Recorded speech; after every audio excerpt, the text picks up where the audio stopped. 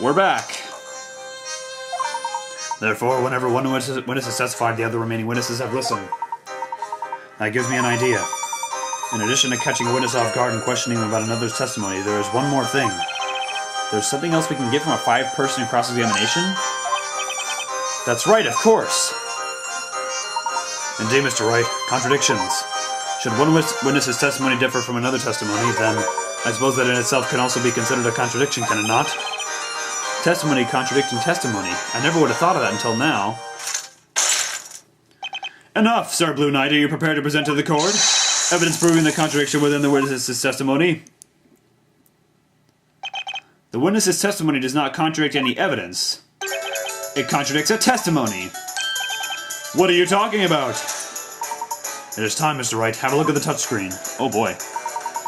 There you will see the testimony of the witness in question as well as those of other witnesses. Keep your eyes peeled and identify the contradicting testimony. Alright, let's give this another shot, Nick. And make sure you don't forget to take a look at the court record, too. Alrighty then. Okay. I heard to the scene.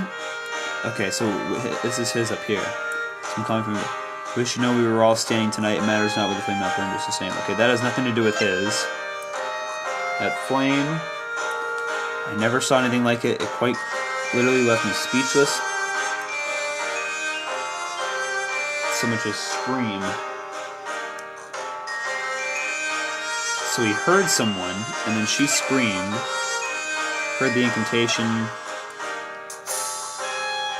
The only thing that has association with an actual noise is coming from Kira, so let's do that. Hang on, or objection! I don't know when the cues are. Whoa! Hello there! The person contradicting this man's testimony is none other than you, Miss Kira.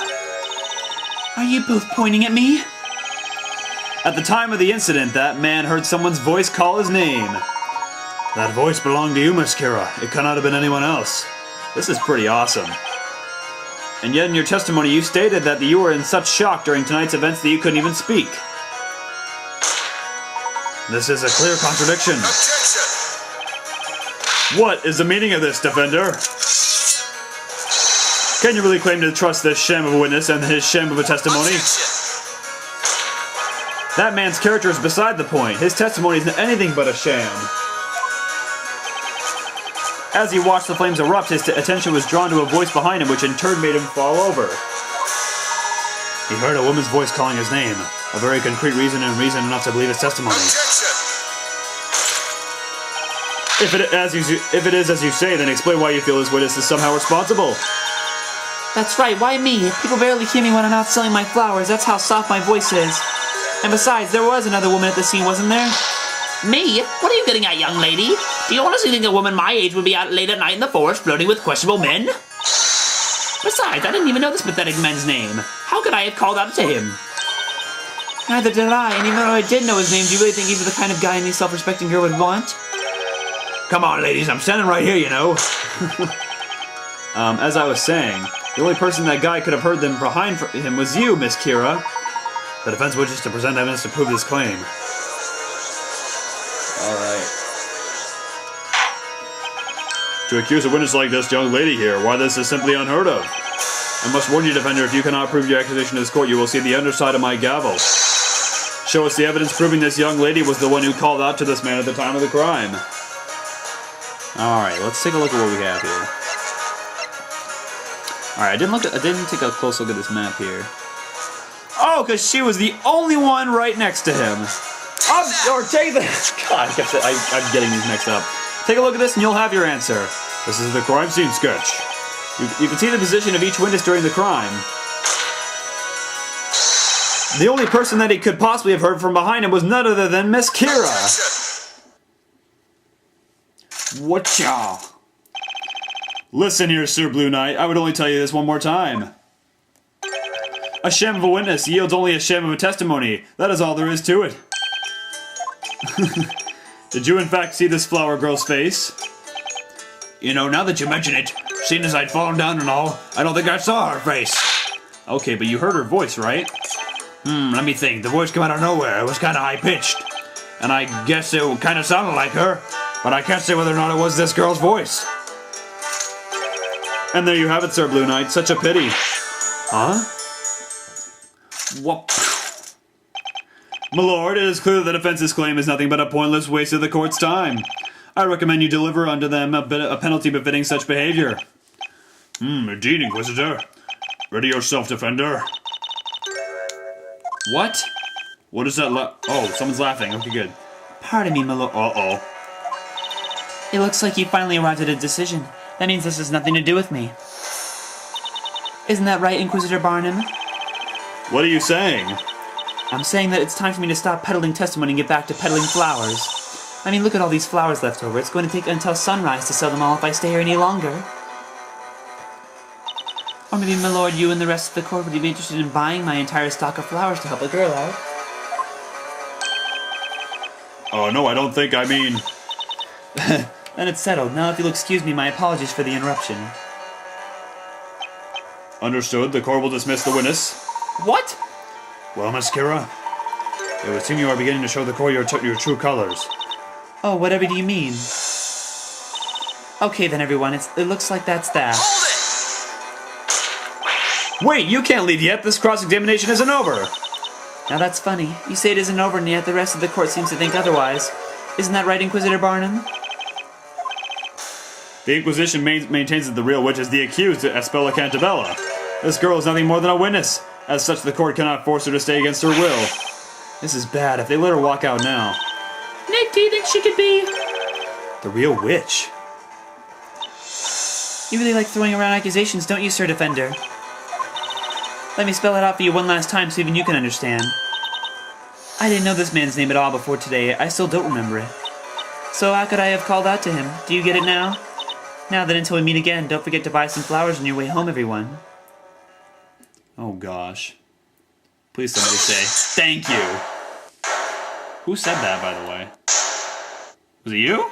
It was you. Okay. One moment, please, Miss Kira. Is there something else you wanted? You don't seem to realize what you just let slip. What'd she say? What are you talking about? This man testified that he heard his name called at the crime scene, however, he had no knowledge of his name at the time. Is that correct? Oh, so she should know his name. That's right. This weirdo is just imagining things. Like I said, I've already forgotten his name, even though he told it to us earlier. There is just one problem, Miss Kira. Take this up a little more. Namely, what the voice he heard tonight was actually saying. Huh? What do you mean? That's obvious. It was a name, wasn't it? Now, what was that name again? My lord, I'm still here, you know. You're saying that what this man heard tonight wasn't a name, but rather something else entirely? Indeed I am, Inquisitor Barnum. Something else. Aha! There's only one other thing it could be. It's a stretch, but the possibility is there. That's right, Mr. Wright. That single possibility is the key to solving this mystery. Is the defense ready to present its evidence to the court? Ah, this is ridiculous. I demand you let me go this instant. Witness, what you are being accused of is not to be taken lightly. You will not leave this courtroom so long as any reasonable doubt remains. Defender, you may present your evidence. Show the court what the voice this man heard tonight was really saying. Alright, so he doesn't... His name is okay. His name's Amir. And his flower girl.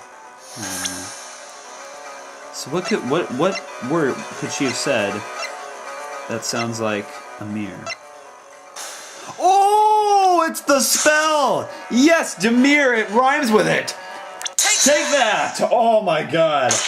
That's awesome. Excuse me, mister. I'm sorry, what's your name again? You've got a name that no one seems to be able to remember for some reason. Hey, it's Amir. Me name's Amir, darn it. How many times have I got to say it? No matter the number of times you say it, you do not look like an Amir. Again, I remember my most loyal customer's names, and he doesn't look like he could afford even a single daisy. Come on, guys. Stop kicking a guy when he's down. Mr. Amir, what you heard tonight at the crime scene was not your name. Your name is just so happens to sound exactly like a certain other name. Another name?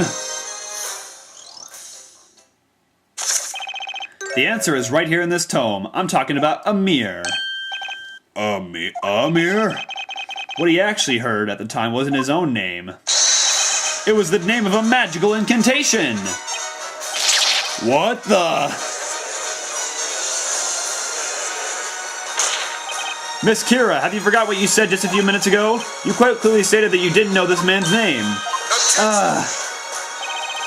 Sir Blue Knight, let me get this straight. You're saying that the Amir heard by the witness was actually said by this flower girl, and that it was not his name at all, but rather the incantation of a magic spell? The defense proposes the following. The true criminal, this supposed witch, is not the defendant, Mrs. Spello Cantabella, but instead the witness who was heard uttering the magic incantation, Miss Kira. She's our witch. You used magic to vanish from the scene and tried to frame Miss Cantabella instead.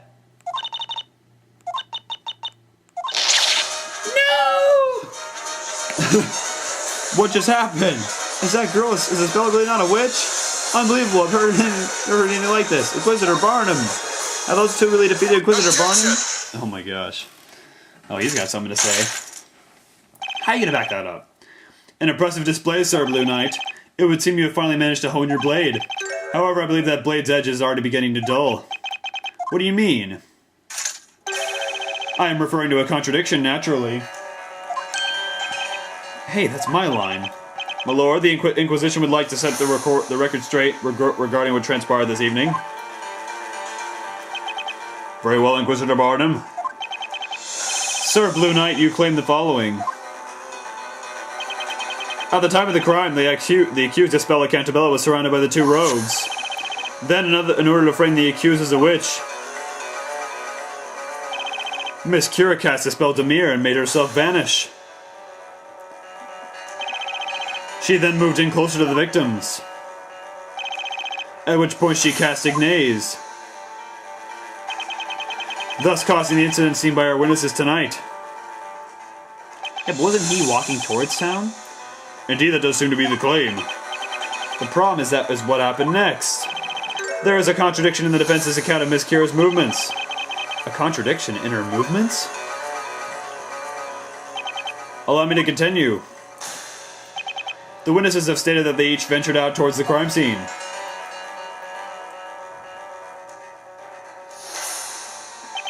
Which is when Miss Kira the witch made her way to this point while still invisible.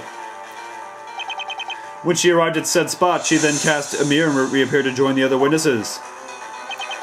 And there you have it. That is accurate, isn't it, Sir Blue Knight? That's correct. Then Mr. Amir heard her call his name. Well, then I have but one question that I would like you to answer. Why would a witch need to do such a thing? What do you mean? Supposing Miss Kira were a witch, surely she would not have made the conscious decision to reappear when she did. One would imagine she would remain hidden and flee the crime scene. Quite right, that's what I'd do if I was a witch. Given that point, there would be no viable reason for her to recite the incantation. In other words, it is inconceivable that this flower seller Miss Kira could be a witch. God dang it! What just happened? Is this girl's Kira really not a witch? Inquisitor Barnum just turned this entire trial right around. Just what I expect from that. Oh my god. Shut up. Oh god. Oh, okay, she's crazy. Oh, she's crazy. That's right. You all heard it. It's just as Inquisitor Barnum said. Me, a witch. The idea is laughable. Oh my god. This is really creepy. Not good. She's completely bounced back onto her feet. Ooh, we were so close too! I can't believe Inquisitor Barnum. Can't you see it? You just have to take one good look at her. It's obvious she's the real witch here. Remember, Mr. Wright, at times like this, a cool head will prevail. Mr. Layton! I'm sure you have had to fight your way out of circumstances such as these many times before. The situation is no different. As the defense attorney, what would you usually do at such a time? What would I usually do? Of course. There's only one thing that can get me out of a situation like this. I've got to flip this case on its head and think outside the box. It would seem the defense has nothing further to add. Why, of course, that's because everyone knows the truth. They know that girl right there is the real witch. That settles it then. Go ahead and deliver your verdict, my lord. Oh man, alright, she's gone crazy. We'll be right back with more Layton versus Wright. Stay tuned, everybody.